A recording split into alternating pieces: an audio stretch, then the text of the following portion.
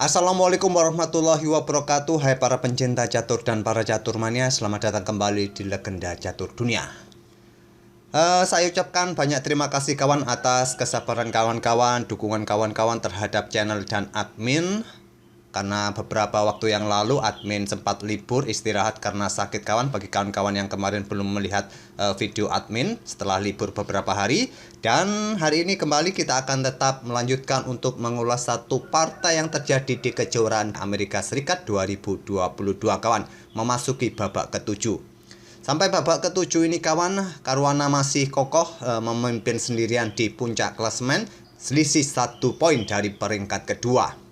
Peringkat pertama, kedua, dan ketiga, Caruana, Robson, Darius Swift ini memetik kemenangan pada babak ketujuhnya kawan. Kalau Caruana menang atas Lenderman, Robson berhasil mengalahkan pecatur kelas kakap Wesley So kawan. Sedangkan Darius Swift juga berhasil membuat kemenangan atas Hans Niemann. Hans Niemann sudah mendapatkan 3 kali kekalahan di turnamen ini kawan. Dan sekarang posisi Hans Niemann ini cukup terpuruk bersama dengan Levon Aronian. Sedangkan Wesley So berada di posisi ke-10. Dan untuk game yang akan kita otak-atik ini masih akan saya berikan permainannya Hans Niemann kawan. Kalian pasti banyak menunggu gebrakan dari Hans Niemann ini di turnamen ini. Tapi sayangnya di turnamen ini Hans Niemann terpuruk. Apakah dia sudah kena mental, kena isu-isu chatting kawan? Kita lihat saja permainannya melawan Darius Swift di babak ke-7 tadi malam. Sekarang Hans Niemann gantian pegang hitam. Dan di sini Darius Swift pegang putih mengawali dengan pembukaan pion menteri, pion G4. Kuda F6, pion G4. Pion E6 berharap bermain dengan kuda C3 Nimso Indian. Tidak, bermain dengan Catalan opening Darius Swift dengan pion G3. Di sini kawan, pion D5 merupakan pilihan utama atau pilihan nomor 2 adalah gajah B4. Inilah pilihan Hans Niemann skak. Dan diblokade langsung dengan gajah menantang pertukaran. Kalau Stockfish sih menyarankan langsung saja bertukar. Ataupun pada posisi ini kalian juga bisa menarik mundur gajah kalian kembali ke peta E7. Atau menteri keluar ke peta E7. Kalau manusia lebih memilih menterinya ini keluar ke peta E7 kawan. Hans Niemann memilih pilihan nomor 2, gajah ditarik kembali ke peta E7. Dan selanjutnya adalah gajah G2, tentu saja melanjutkan via Cinto, kuda F3, rokade di langkah berikutnya. Barulah sekarang pion D5, kuda F3. Dan di sini kalian bisa melanjutkan pion C6, kuda B ke D7 atau langsung rokade. Hans Niemann memilih langsung rokade. Dari Swiss juga langsung memilih rokade mengamankan rajanya. Pion C6 masih bisa jadi pilihan utama. Kuda B berkembang ke D7 pilihan Hans Niemann. Menteri C2 kawan seperti biasa membackup pion C4-nya jika terjadi pertukaran pion D pukul pion C4. Di sini barulah pion C6. Darius Swift menggeser beteng F ke D1. Selanjutnya pion B6. Persiapan mengeluarkan gajahnya untuk membackup peta C4, pertukaran pion di sini atau nanti gajah ditempatkan di diagonal terang panjang bisa juga. Dan pion B3.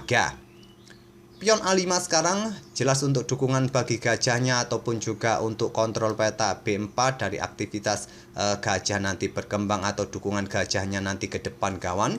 Di sini gajah C3, lanjut dari Swiss, gajah B7, tidak mencoba membackup peta B4-nya lagi kawan. Dan di sini kuda B berkembang ke D2, lanjut dari Swiss melanjutkan pengembangan. Di langkah ke-12 ini kawan, putih sudah menyelesaikan tahap pembukaannya. Menteri sudah naik, raja sudah rokade, benteng sudah saling terkoneksi, semua perwira minor juga sudah berkembang. Begitu juga dengan Hans Niemann, tinggal satu langkah yaitu menteri kalau mau naik ke peta C7, tahap pembukaannya selesai. Inilah yang dilakukan oleh Hans Niemann. Di langkah ke-12, kedua pemain sudah menyelesaikan tahap pembukaannya. Dan ada yang cukup menarik kawan di tahap pembukaan ini. Coba perhatikan kontrol waktu kedua pemain. Dari Swiss sudah minus dari kontrol waktu utamanya kawan, sedangkan Hans Niemann masih mempunyai 1 jam 31 menit lebih kawan. Artinya Hans Niemann dalam tahap pembukaan ini tidak mengurangi kontrol waktu utamanya kawan, hanya menggunakan waktu incrementnya saja untuk berpikir. Cukup cepat, cukup menarik dari Hans Niemann ini kawan. Tapi kita lihat saja nanti ide-ide dari Hans Niemann bermain cepat seperti ini seperti apa. Pada posisi ini kawan, diagram seperti ini sudah pernah terjadi sebelumnya. Ada yang bermain dengan pion E4, benteng A bergeser ke C1 juga bisa jadi pilihan. Di sini dari Swiss melanjutkan dengan benteng A bergeser ke C1. Dijawab benteng A bergeser ke C8. Di sini menteri mundur ke B1 untuk menghindari satu lajur dengan menteri benteng hitam kawan. Persiapan membuka lajur C, pion C pukul pion D5 pasti akan dilakukan. Pion C5 tantang Hans Niemann. Pion C pukul pion D5 terlebih dahulu, diambil balik dengan gajah. Agar gajah ini langsung memberikan atau diambil balik dengan gajah. Agar gajah ini langsung aktif di diagonal ini kawan. Kalau kalian memukulnya menggunakan kuda untuk ancam gajah, ya gajah mundur saja dan terbuka lajur C kawan, akan sedikit memberikan keuntungan bagi putih. Memang sedikit lebih baik memukulnya menggunakan gajah. Dari Swiss mendorong pion E4, gajah mundur lagi kawan, dan gajah gelap ditarik mundur ke B2, membuka diagonal, maksud saya lajur C. Menteri hitam langsung mundur ke B8, sekarang pion E5, kuda D5 kawan, dan di sini kuda C4. Untuk membuka akses bagi benteng juga langsung terbuka di lajur D kawan, juga pressure pion-pion yang di sini ataupun menguati pion yang di sini. Jika nanti terjadi baku hantam pion ini masih cukup solid dengan keberadaan dua kuda plus dukungan gajah gelap ke depannya kawan. Pada posisi ini kita sudah di langkah ke-19 kawan. Di posisi inilah Hans Niemann mulai memanfaatkan kontrol waktunya. Dia berpikir tidak lebih juga dari 3 menit kawan. Dia membuat keputusan langkah menteri bergeser ke peta A8. Pada posisi ini kawan, di sayap menteri, kalau kalian perhatikan posisi buah-buah di sayap menteri, tidak terlalu banyak pilihan bagi hitam untuk melangkah kawan. Stockfish menyarankan membuat sedikit langkah menunggu atau juga mengantisipasi pergerakan kuda yang ingin mendukung menterinya melakukan ancaman skakmat dengan pion H6 ini. Itulah pilihan Stockfish. Kalau kalian mencoba untuk membuka permainan dengan pion C pukul pion D5 masih bisa diambil balik dengan kuda.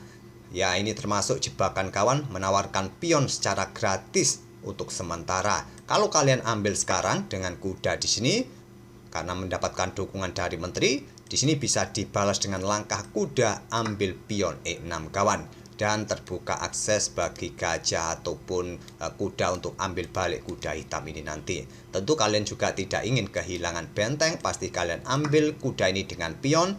Dan sekarang kuda kalian akan tewas, menteri kalian terancam, terpaksa pindah, akan memberikan keuntungan bagi putih. Tapi Hans Niemann memilih dengan langkah menteri bergeser ke peta A8 untuk setup menyerang di diagonal terang panjang, persiapan aksi kuda di langkah berikutnya untuk membuka diagonal terang panjang. Didahului dengan langkah pion D pukul pion C5, langkah terbaik lainnya adalah kuda bergerak ke peta D6 kawan, yaitu untuk ancam benteng, ancam gajah terang di sini kawan, dan menantang apakah hitam berani untuk mengorbankan atau sikat kuda ini dengan gajah gelapnya. Tapi nanti dia akan kehilangan kontrol pada petak-petak gelap ini kawan. Kuda putih siap beraksi untuk mendukung menterinya melakukan ancaman di sini kawan. Kalau pion G ini didorong, tentu petak-petak gelap ini akan menjadi isu penting setelah gajah ambil kuda, nanti juga bisa diambil oleh pion. Itulah pilihan Stockfish kawan. Tapi di sini tadi Swiss memilih dengan langkah pion D pukul pion C5, dan langkah terbaik adalah ambil balik dengan pion B. Hans Niemann memukulnya menggunakan kuda agar kudanya juga lebih aktif di pusat, bukan langkah yang bagus. Dan barulah sekarang kuda D6, dan langkah terbaik pada posisi ini benteng ini cukup digeser kawan, tapi kuda nanti akan mendapatkan gajah terang, tapi di sini gajah gelap sikat kuda. Tidak terburu-buru untuk langsung ambil balik kawan, kuda G5 terlebih dahulu, ancaman skakmat pion G6, dan barulah sekarang pion ambil gajah D6, lanjut dari Swiss. Selanjutnya menteri bergeser ke B8, kuda mundur ke peta D7, membuka tantangan pertukaran benteng merupakan jawaban terbaik. Tapi menteri B8 ingin rebut pion ini kembali, tapi sudah terlambat kawan. Benteng C4 diangkat naik dengan tujuan jelas ke lajur H nanti. Tapi pada posisi ini benteng ini juga langkahnya bagus kawan, tapi kurang kuat. Ada yang jauh lebih kuat lagi. Dengan langkah pengorbanan kuda ambil pion H7 bisa dipilih. Mungkin sudah dipertimbangkan, cuma mungkin ragu untuk mengambil langkah ini kawan. Darius Switch kalau diambil oleh raja, maka selanjutnya adalah barulah benteng ini siap diangkat kawan. Dengan kekuatan gajah gelap di diagonal ini, benteng siap digeser untuk di lajur H. Karena pion di lajur H hitam ini sudah hilang kawan, otomatis terbuka, ancamannya bisa didapat nanti. Kemungkinan pion F5 dimainkan untuk blokade diagonal terang ini. Kalian bisa langsung melakukan skak dengan benteng ini digeser. Raja mundur ke sini. Kalian tak perlu terburu-buru untuk melakukan skak di sini. Raja masih bisa lari ke sini kawan. Kalian bisa bermain dengan langkah menteri ini. Bergerak ke sini nanti kawan, ke peta-peta gelap ini untuk mendukung bentengnya melakukan ancaman yang lebih serius. Oke, kembali ke langkah aslinya. Jadi Darius Switch memilih mengangkat bentengnya langsung dan diantisipasi dengan pion H6.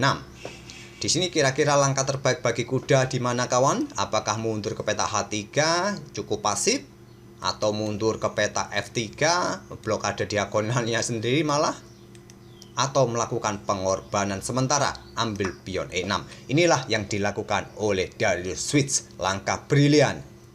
Kalau diambil dengan pion F kawan, ancamannya ancaman skakmat satu langkah. Hans Niemann ambil dengan kuda. Artinya di sini kawan sudah tidak ada yang menjaga kuda yang ada di peta D5 ini, dan sekarang gajah meluncur sikat kuda D5. Terjadi pertukaran gajah lagi kawan, diambil balik oleh benteng. Menteri naik ke B7 dan Darius Switch mendorong pionnya, membuat langkah pengorbanan benteng di sini kawan. Dan di posisi ini Hans Niemann menyerah di langkah ke-28. Dan sekali lagi coba perhatikan kawan, jam yang dimiliki oleh Hans Niemann. Dia masih mempunyai 1 jam 8 menit. Dia bermain cukup cepat, sedangkan Darius Switch hanya menyisakan 16 menit saja. Sebetulnya cukup berat bagi Darius Switch kawan, hanya menyisakan 16 menit di langkah ke-28 ini. Butuh 12 langkah lagi mencapai langkah ke-40 untuk mendapatkan tambahan waktu. Tapi karena posisinya jauh lebih baik daripada hitam, ini sudah membuat Hans Niemann menyerah di langkah ke-28 ini.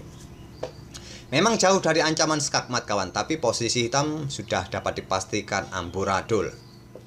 Ya, andaikan permainan masih tetap dilanjutkan kawan, memang jauh dari ancaman skakmat. Benteng bergeser pun bisa, naik ke peta C5 pun bisa. Kemungkinan akan diladeni pertukaran benteng, atau langsung baku hantam benteng pun bisa dilakukan.